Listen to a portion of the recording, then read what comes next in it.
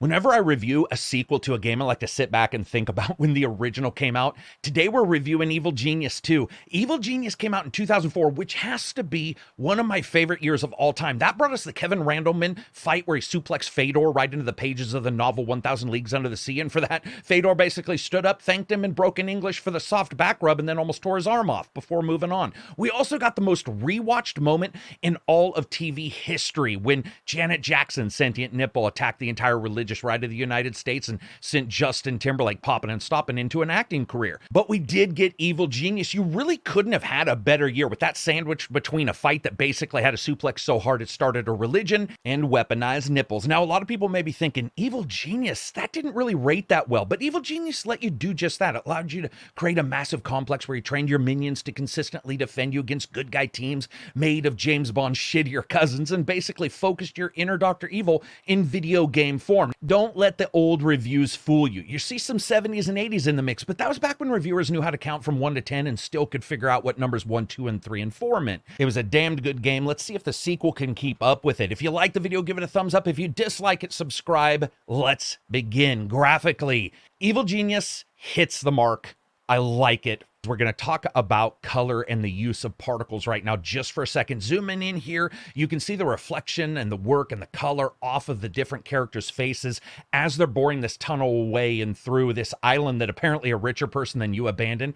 It looks so good. There's a colorfulness here that's mixed with that comic book feel, and it works, especially when the animation style should just be called, hey, look over there, like a 7-year-old sees the world with just fresh eyes and not filtered through taxes and online subscriptions for a game. Luckily, by the way, this game doesn't have an online subscription. It also runs incredibly well, something that I don't get to say a lot of times in reviews. 4K, always above 60 with an i7 at 4.9 and a 2080 Ti with all the settings on the absolute max. Even with over 50 minions busting ass after some slinking detective trying to private dick his way into your darker evil lord orifice, and the frame rate is just always steady throughout. I dig the look, it stays steady, and every once in a great while there's that machine or item you build that has you laughing out loud at the audacity, like when you tickle a secret agent and then they die.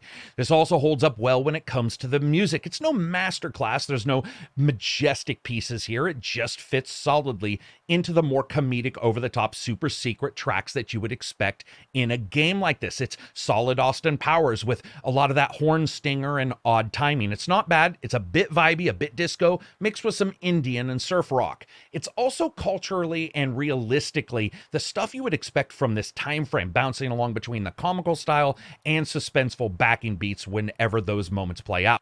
Artistically and within this time frame, I think it works really well. However, I won't be throwing this into the iPod and then jumping into the Bugatti and going to get an espresso with it cranking out. It's just not that kind of soundtrack. Speaking of being caffeinated to the point that your skull shows up 4 minutes before work, let's talk for a second about the cutscenes and the voice work, which apparently also showed up at different times. The cutscenes are this weird side-by-side 2D art and don't even attempt to hit the lip syncing, or in that fact actually have animation at some points. I'm not sure why it gets there in this way, especially after seeing your villain flying Predator style down into the base at the starting of the game and offering this really over-the-top entrance. And from then on, that point, basically they hired out for the cutscenes, it feels like. Now, it's not Hitman 2 level of discord between the way the main game looks and the cutscenes. Let's be serious, most games are not going to do that. But it's noticeably poor when it comes to those two. The voices that go with it and the various geniuses are fine, but they do hit the tropes and they hit them hard. They also don't talk that often, so when they are hitting the tropes, you notice that's pretty much, well, for the most part, all they're saying. Your mileage is going to vary here. It's a bit less Dr. No and a bit more Dr. Nope.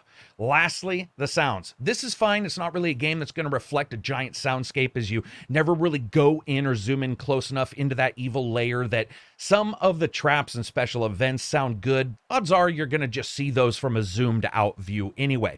I would have liked more effects because I don't necessarily think the camera needed to match perfectly with wherever you are, but what played out was pretty good.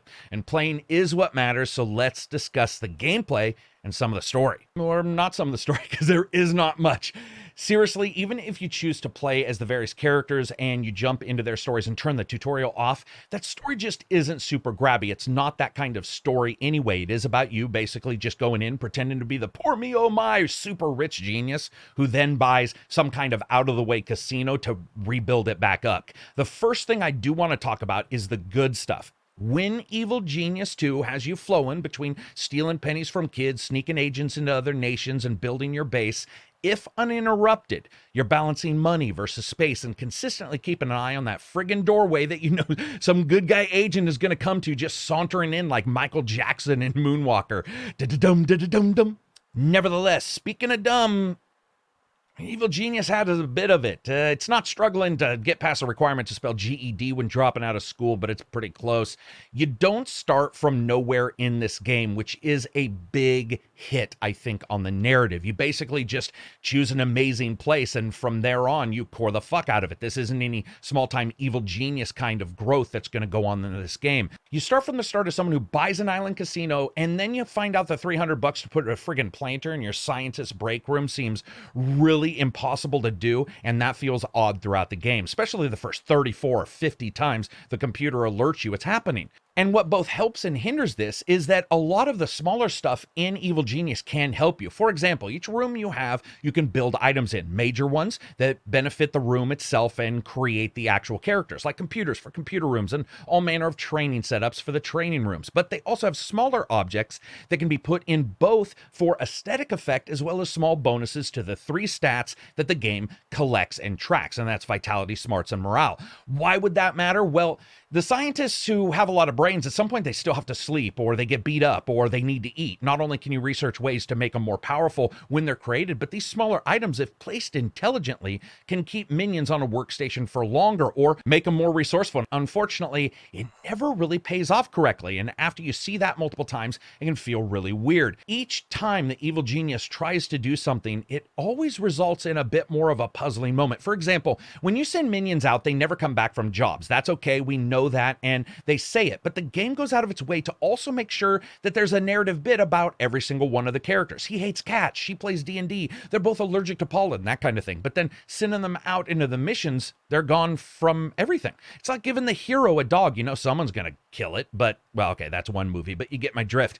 This is doubly weird when you see no indications of anything occurring when you do something successful overworld on the main objective, other than it drawing in your color larger and basically saying good job. Think about it. This is basically paying to get these guys up and running and having room and board in your original base, and then sending them away so that they can never come back. But at some point you might get more money later on. Now, oddly enough, some of these complaints are actually directly from the original game, but that's why we hope that an originals problem will be fixed in the sequel. Otherwise, there'd be no Batman Dark Knight or Wrath of Khan, Terminator 2, or Deuce Bigelow, European Gigolo. This lack of data and fiction connecting with the function of the game is reflected in a lot of places. And I'm not going to say that every game needs to be the quality of life service and cater to us for every little bit. In fact, it feels like Evil Genius is a bit too quality of life in the way that it doesn't let you see the machinations behind it. It's hard to find out what does what, and even when you do, you can start to wonder exactly if the game is just lying to you a little bit or not. And sure, I get at least 90% of the people who work for me play D&D, that's great, but you can't drill down farther than that. In fact, other than 2 screens, you can't drill to anything in the game.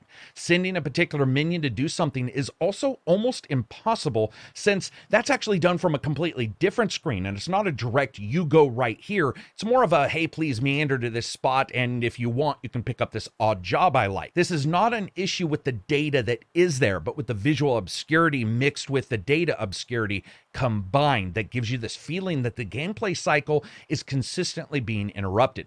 Even the forces that come to take you on. See, there's a couple groups out there. These are people that are watching for evildoers, and they send a progressively more and more polished group of enemies at you. I love that, but they never really feel all that different, even if they're more powerful. You sort of take them out in somewhat the same ways, putting up your traps or just throwing your enemies, and your allies against each other. And where this confusion is most prevalent is overlaps. For instance, you train a minion to become a guard, but minions don't need to be guards to fight. That's fine. That makes sense. But you also have a guard station where, when the red alert is sounded, minions who are fighters will go and stand and wait for the enemy. Or if you get the advanced guard station, they'll be there all the time. Or you can create a room, open it up, put a guard table there, and the enemies, when they're seen, will be attacked by the guards there. There's a lot of overlap that isn't really perfectly explained. What ends up happening is, since you can't actually build anything when it comes to traps or when it comes to taking out the enemy in the front or the casino part of the bases, it can get a little wishy-washy. For example, in the casino areas, you can put down all manner of stuff. You can put